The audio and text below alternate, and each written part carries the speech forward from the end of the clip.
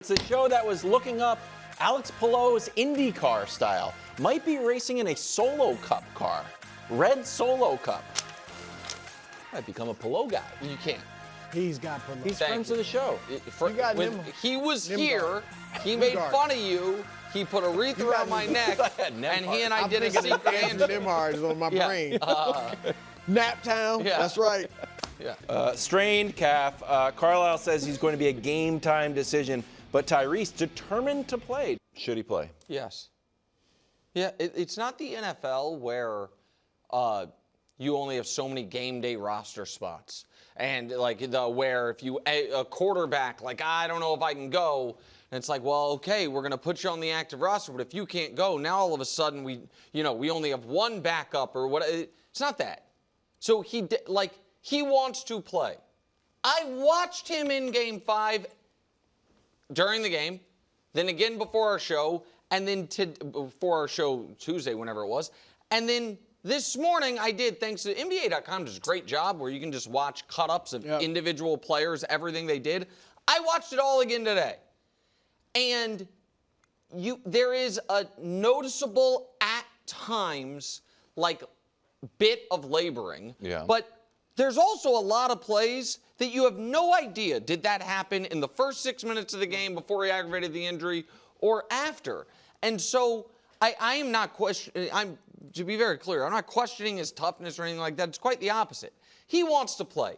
It's the finals. It's the elimination game of the finals. It's arguably the biggest game in the history of your franchise in the NBA in that arena, in a home game at the very least. In the NBA, right? In the NBA, it is the biggest home Pacer game ever. Exactly. And if you don't have it, and even as a decoy or you're passing, you're not effective, then you can be sat down. There is no doubt, you know what I mean? To me, it's not like, well, you're only allowed to play 8 guys and you play him. Yes, he should play. I do feel like as a responsible adult, I have to say, look, we're not doctors. I defer to the doctors. Obviously, the thing that I gotta say, the doctors are like, look. But agree. I don't you know think what I mean? The doctors are. And we've seen doctors let Kevin Durant go and play when obviously, again, not a doctor. And I was like, this is crazy. I think all of us probably were like, how are you letting Kevin Durant out there? Everybody could see against Toronto. Do you feel like that was, nobody wants to say it, right? Because it's like, you don't want to curse it or like put it in the universe. But did you feel like that last report was like, hey, or the last question that he answered was talking about serious long-term injury? I think they're looking at the long-term, because that's what everybody thinks of, is that, do you overcompensate for the calf? It turns into a tear of the calf or an Achilles injury. Now, clearly, Durant seemed much more serious than this. Yeah, because as you said, Durant missed a lot of time. Even when Durant played against Toronto, and we're talking about those finals in, what was that, 2019? He was, even the 11 minutes he played, he could only run in a straight line. Yep. Like, he was no lateral movement. Like you said, Nick, Tyrese Haliburton played essentially an entire game, 27 minutes or so on this calf injury, and you didn't, like I said yesterday. 27 minutes after the injury. Yeah, and his approach, the way he was playing was not that much different than how he had played throughout the series. He was not as aggressive as you'd like, but he wasn't aggressive for most of the series. So just setting that qualifier aside, I'm with Nick. I do think he should play. Look, Aaron Gordon played in Game 7 in the West on this hamstring injury, and the doctors were telling, nobody thought he should play. And he insisted on playing. It was like a heroic effort. Yeah, it really was. And he was limited, but he still went out there. Yeah, he did help him and give him a shot. Here's what I say to Haliburton, and I'm sure he's thought about this. And maybe he hasn't thought about it because he's so young. This may be your last trip to the NBA Finals. Yeah. 5 years ago, or 4 or 5 years ago, Phoenix with a young Devin Booker, a young DeAndre Ayton, a young Mikal Bridges was in the finals against the Bucks. I'm sure they thought, we'll get back. And look at that franchise now. They're a mess. Oklahoma City the first time around. Yeah. They never got everybody's back. 23 or under, and you assume you're going to be there. You don't know. You may never get back. So, and look, if Haliburton can be effective, they have a shot. So that's what I'm worried about. I agree with you guys that it's like, hey, pedal to the metal, try it. The question is if he can be effective. So here are the numbers. And again, it's one game. I think if he was, he might have these numbers in a game that he didn't have a calf injury. That's what's so unique about his game. But off the court, they were +2. When he was on the court, -13. The defensive rating is a big swing, so he couldn't guard anybody, it looks like. The turnover ratio, oddly, was high when he was on the court. I initially thought I was blaming the Nembhard turnovers on the fact that he wasn't involved Well, enough. Siakam also had a bunch, and I think those were with him on the court. I think Siakam had 6. Gotcha. Okay. So the question that I have for you is, I wrote this down, and you tell me what you think. To see if he can be effective, can he get by anybody? Can he shoot a 3? And the one clip that we showed was an open 3 that he gave it up. And can he defend? But how quickly can you get answers to those questions? I think the defend, you can get answers very quickly. You know what I mean? Is he just unplayable defensively? But I did not think, let me put it like this. If you watched that game on mute and you picked it up at halftime, would you have said, That's a great question. Haliburton's hurt? You know what I mean? I hear you, but it is, I mean, we have no reason to think they're lying. It's an injury. No. It is a legitimate injury. I agree with you, but the reason I say that, I should clarify, is it's not as if in the second half of that game, to me, maybe I have an untrained eye, I looked at him like, oh man, the Thunder are just torching him individually defensively because he's hampered. Like, he is targeted amongst the guys who play for the Pacers. He's one of the weaker defenders, so they do try to target him. One of the things, though, I would say, because of his style, he is a guy that I would think might be able to have an impact at less than 100% because, like Bruce says, he's not an over-dribbler. He is trying to get the ball, push it up court. Right. He is a great passer. They also he need took to a win. cerebral. He what? They need to win the game. Well, he needs to score 20 points for them to win the game. I don't know if he can score 20. Well, he certainly can't score 20 if he doesn't play, KW. But Nick hit it on the head.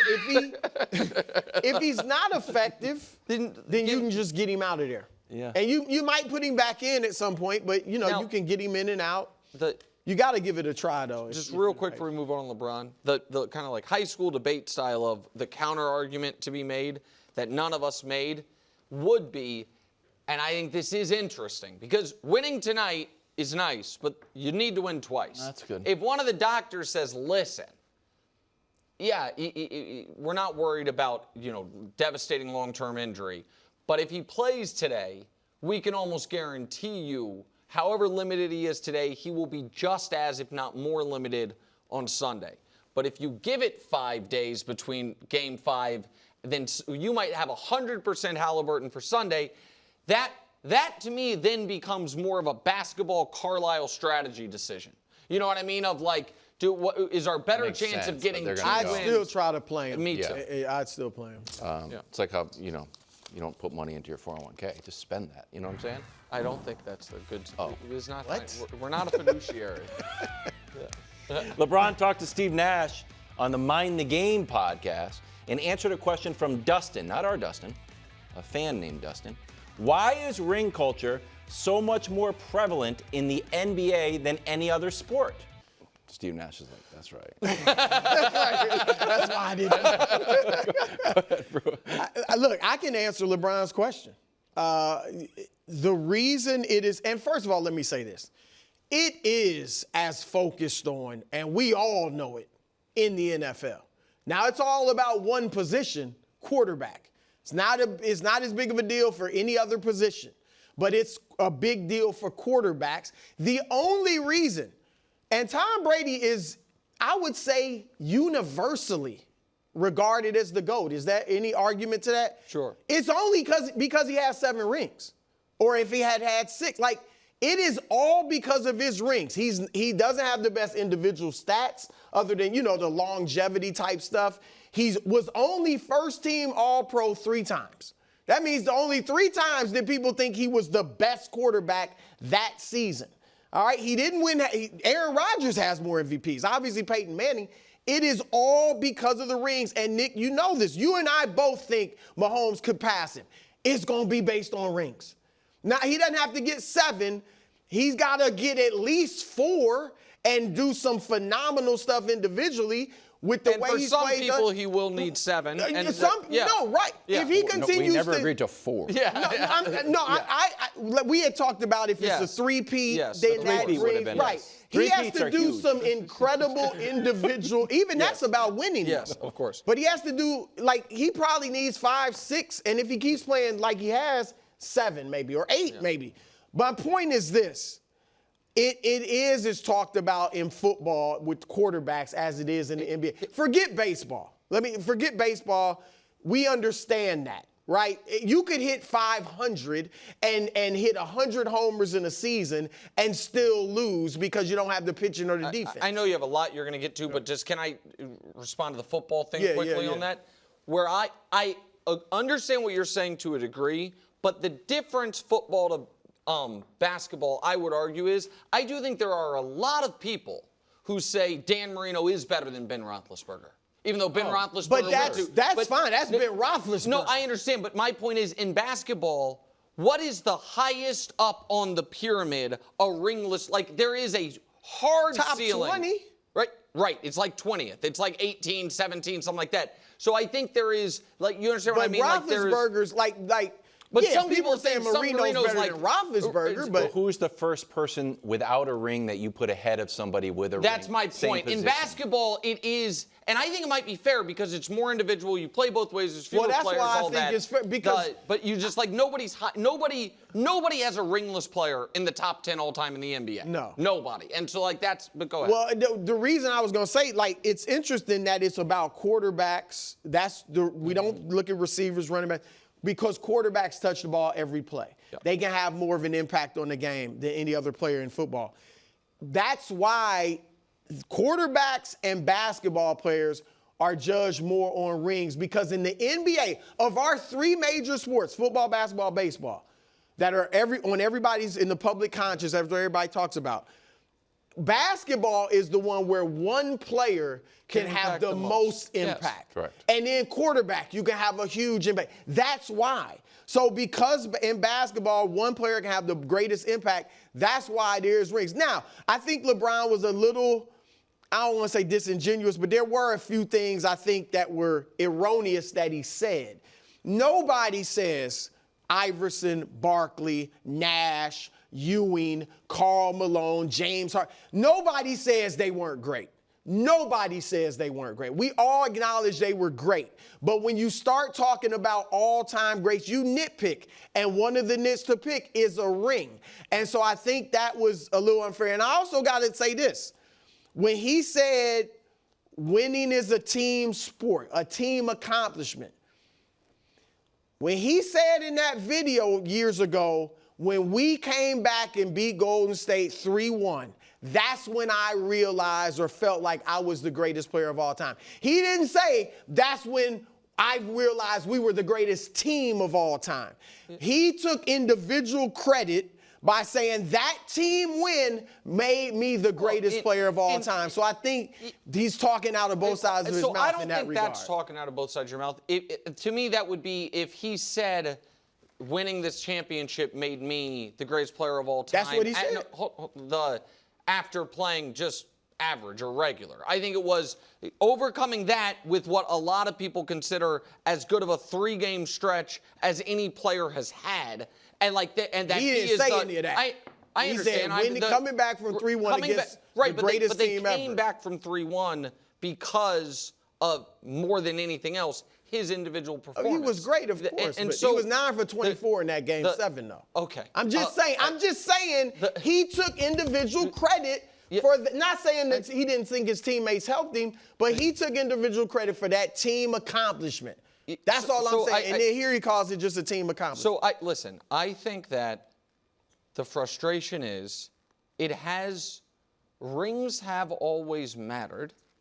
It has not always been the end-all, be-all counting the way it has devolved into in some quarters. And this is the one. Who's it the end all be all for? I don't think any intelligent person on TV is saying it's all about the ring count. Right. Kobe's got more rings than LeBron. I think LeBron's better than Kobe. I know you do, but I also think that is the number one thing when people argue Kobe over LeBron that they bring up is the rings. Obviously, no, it's not. I have not heard one player say that. A lot of ex-players think Kobe was better than LeBron. I disagree with them, but a lot of them think it. They don't say the rings. They say the killer instinct. He was going at your throat. That's what they say. All right, but I understand that that's what some players say. I thought you had just said people on TV. I can tell you what our all friend Charles Barkley said to me personally in a bar one time and on TV, which was in the LeBron versus Michael thing. How can LeBron be better than Michael when he's not better than Kobe yet when Kobe's got 5? That was a direct quote in person and on TV that we've heard. I'm not really trying to argue with you, bro. Right. I'm saying that there was a time where obviously winning was the cost of admission to the room of greatness, and then there was, to me, more nuance about it. There were people who, when Larry Bird retired, swore he was better than Magic Johnson, still people who believe it, and it wasn't as simple as, well, one guy's got 3, one guy's got 5. When Michael Jordan retired the first time, I bring this up a lot, he had 3, and he was widely considered, correctly or incorrectly, but widely considered the greatest player of all time. Michael himself said, and oddly to cigar aficionado of all people. Actually, a sneaky great interview. A great interview really is for a guy, he's like, he brings up Russell. Right. And he's like, Russell having 11, I have 6, doesn't mean he's better than me, I'm better than him. I do think that in addition to you not following Wilds on Twitter, you are also not as online as I think LeBron is, as a lot of people are, where it does become, and I think you'll back me up on this, a lot of count the rings, finals losses, that type of stuff. And I think that is what he's pushing back against. Where I agree with LeBron is this. I deeply value how well you play in the playoffs. Mm-hmm. I don't think that is always directly correlated to winning. Like, it helps Absolutely. winning, obviously. And this is a point that, so like, if we just throw up, because LeBron, everybody, he's kind of talking about himself here, right? Like, that's. He even said it's attached to him individually. Yes, or something and so like that. LeBron's stats in those 4 finals against the Warriors. Yeah. Where he won a total, I'm doing this off the top of my head, he was 7-16 in these games. So he has 7 wins and 16 losses. And when he says it's a team accomplishment, and this is a point I made to you once a while ago, Brew, and I think you agree with me, it's the way we do this, like who is the greatest player ever, like does Kevin Durant's decision to go to the Warriors versus the Celtics have any real impact on who's better, LeBron James or Michael Jordan, as far as basketball players? Obviously not. But for a lot of people, it maybe was oddly the deciding factor. You know what and so like well, I don't think anybody would say that was the deciding factor, but had LeBron won, that's what I'm saying. If LeBron all had those years and right. now has 7 exactly, rings, or that's what I'm saying. Would be. If he had, if you think it's at least on the board that if KD when he left Oklahoma City had just gone to Boston or had stayed in Oklahoma City or whatever, that Cavs team would have stayed together and won in 17 and 18 when KD and Steph came, with LeBron playing at the exact same level, just those numbers. That people will be like, oh, okay, he's the GOAT. I think that's what LeBron's talking about is there's circumstances that factor into rings or not rings that aren't exactly as simple as, and I think you agree with that. Yeah, any intelligent person knows there's nuance. What hurts LeBron's argument, and I don't know if this is a different thing, with the whole Durant thing, and that's not his argument, but what hurts that is he had those 4 years in Miami. Sure. And only won 2. That was, with a stacked team. But, there is nuance. That's the thing, and I think LeBron was just doing, I don't know if they're crunched for time on the podcast, but he knows nobody's saying you're not great because you didn't win a ring. But is it a chicken and an egg thing? Where the greatest players find a way to win one. That's right. Dirk, guys. I went Found through, a way to win one. Guys with one ring. Yeah, but my take is, I do think Barkley's better than Dirk. I think but there's a Barkley's lot of definitely guys better who than Dirk. got that one ring, whose careers jumped up Of course. massively. Well, Dirk is the Dirk, big KG. yeah. Garnett, Kyrie's got, Yeah. There's just guys that are like Jason Kidd. I've got one, and now I'm on another level of the NBA. Overall, I think ring culture helps more people than it hurts. But here, because nobody would say Michael Jordan was the. I mean, you're right. They were saying it at 3, Yes. but there weren't as many guys. 3 in a row for the. 3. It was a 3-peat, but Magic at that point had 5. Bird only had 3. And Kareem had 6. And Wilt only had 2. Yeah, Kareem that had was another 6. thing. Wilt Russell, for the old heads, is the greatest debate of all time. That's where it and it's starts. 11 versus 2. It's rings versus Yeah. just individual. He's acting like, well, I don't know where it started. Like, well, one guy was kind of better, but the other guy won more. Yeah. So what's the point? Yeah. Thanks for watching. Subscribe here to get more from the show and to check out clips from other shows on FS1.